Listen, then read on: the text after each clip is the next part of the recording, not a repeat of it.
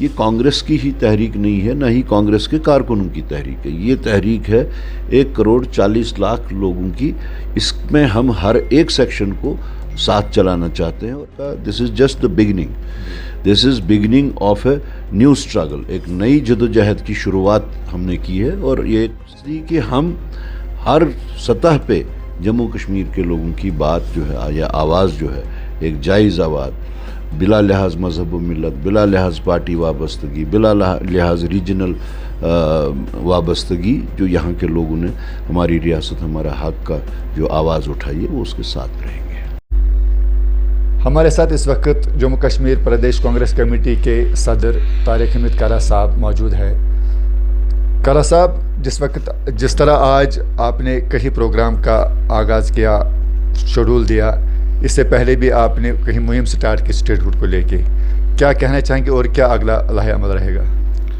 देखिए, जहाँ तक हमारी रियासत हमारा हक प्रोग्राम का ताल्लुक़ है, ये पिछले 6 महीनों से चल रहा है। हो सकता है कई लोगों ने नोटिस ना किया हो, लेकिन हमने पूरे 20 अजला जो जम्मू कश्मीर के हैं हर जगह जाके इस प्रोग्राम को आगे चलाया। फिर इसको हमने थोड़ा सा इंटेंसिटी दी। जिस वक्त राहुल गांधी जी ने और खड़गे जी ने प्राइम मिनिस्टर साहब को लेटर लिखी और उसमें वाशगाफ अल्फाज में उन्होंने कहा कि आप किस तरीके से यहाँ जो स्टेटहुड है, जो जम्मू कश्मीर के लोगों का हक बनता है, उसको आप किस तरह से टाल मटोल करते हैं, इस हद तक कि उन्होंने डेट्स तक दिखाई उसमें लेटर में और उनको याद दहानी की कि आपने इन डेट्स पे कहा था कि जम्मू कश्मीर को जल्द अज जल्द स्टेटहुड मिलेगा, लेकिन अभी तक वो आपकी बातें जो हैं वो जुमले ही साबित हुए। तो उसको मद्देनज़र रखते हुए फिर हमने अपनी जो यहाँ पे इंडिजिनस हमारी अपनी तहरीक थी, हमारी रियासत हमारा हक, उसमें हमने शिद्दत लाई। पहले हमने 19 जुलाई को कहा कि श्रीनगर चलो की एक कॉल, दूसरी कॉल थी हमारी 20 जुलाई के जम्मू चलो, और तीसरी कॉल हमने दी 21 जुलाई के लिए कि दिल्ली चलो। और हमने वो तीनों प्रोग्राम जो देखे, आप लोगों ने भी कवर किए वो, कि उसमें कितनी शिद्दत थी और कितना लोगों में उसमें कितना ये जज्बा था। और उसी जज्बे को लेके हम दिल्ली पहुँचे और वहाँ पे हमारी क़यादत भी उसके साथ खड़ी हुई। काफ़ी बारिश पड़ रही थी, उस बारिश के बावजूद हमारे जो ये के.सी. वेणुगोपाल हैं, ऑर्गेनाइजेशन जनरल सेक्रेटरी, हमारे इंचार्ज जो हैं डॉक्टर नसीर साहब, 3 time chief minister Digvijaya Singh ji, इसी तरह इमरान प्रतापगढ़ी, इमरान मसूद साहब, रजनी पाटिल जी, सब के सब हमारे साथ वहाँ पे शाना बशाना रहे और हमारे लोगों को उन्होंने एक एश्योरेंस दी कि जम्मू कश्मीर का जो ये हक है उस हक को दिलाने के वास्ते All India Congress committee Jammu Kashmir प्रदेश कांग्रेस कमेटी के साथ साथ रहेगी और हर वो चीज़ करने को तैयार है जिससे जम्मू कश्मीर के लोगों को फ़ायदा होगा। उसके साथ साथ फिर हमारी राहुल गांधी जी की और खड़गे जी के साथ भी मुलाकात हुई, इंटरेक्शन हुआ उनके साथ। उन दो ने भी इन्हीं अल्फाज में बहुत ही ज़्यादा इनकरेज किया हमारे लोगों को और उनसे ये एक एश्योरेंस दी कि हम हर सतह पे जम्मू कश्मीर के लोगों की बात जो है या आवाज़ जो है, एक जायज़ आवाज़, बिला लिहाज मजहब व मिलत, बिला लिहाज पार्टी वाबस्तगी, बिला लिहाज रीजनल वाबस्तगी, जो यहाँ के लोगों ने हमारी रियासत हमारा हक का जो आवाज़ उठाई है वो उसके साथ रहेंगे। तो जो कल से आपने 21 दिन का प्रोग्राम दिया है उसमें क्या क्या है? असल में जिस वक्त हमारा वो प्रोग्राम वहाँ पे हम दिल्ली चलो का प्रोग्राम जो है वो कामयाब हो गया, तो हम जब जम्मू आए तो हमसे पूछा गया कि अब इसके आगे आपका क्या प्रोग्राम है।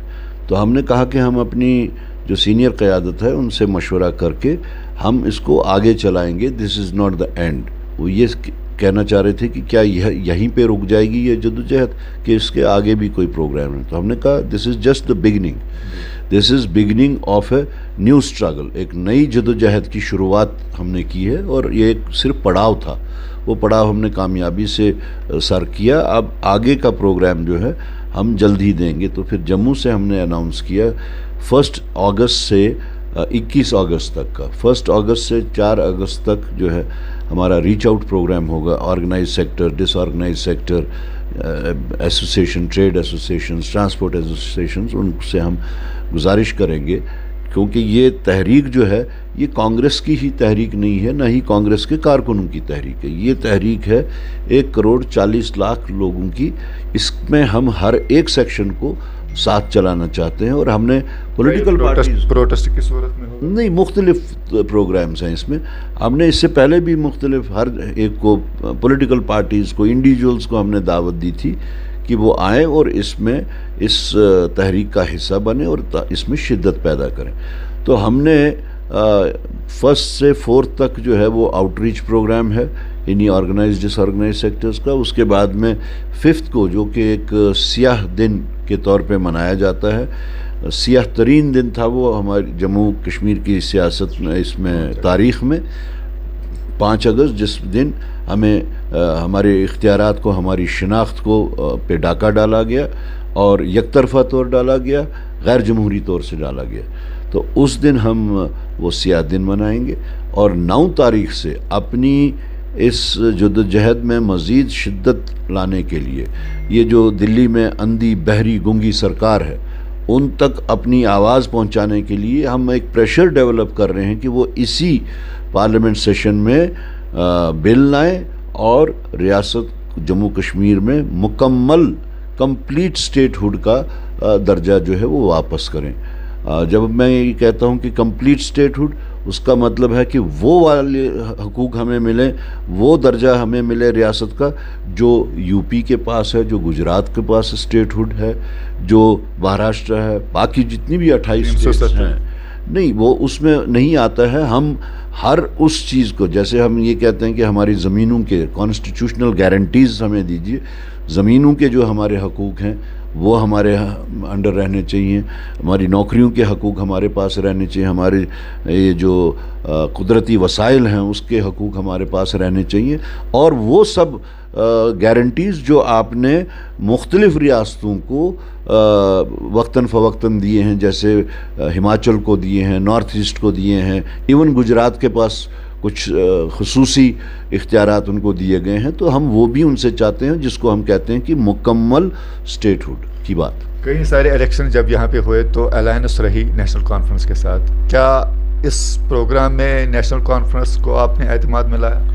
नहीं, देखिए, नेशनल कॉन्फ्रेंस और कांग्रेस पार्टी का एक प्री पोल अलायंस हुआ था और उसका एक ख़ास मकसद था कि हम बीजेपी को हुकूमत के गलियारों से बाहर रखें।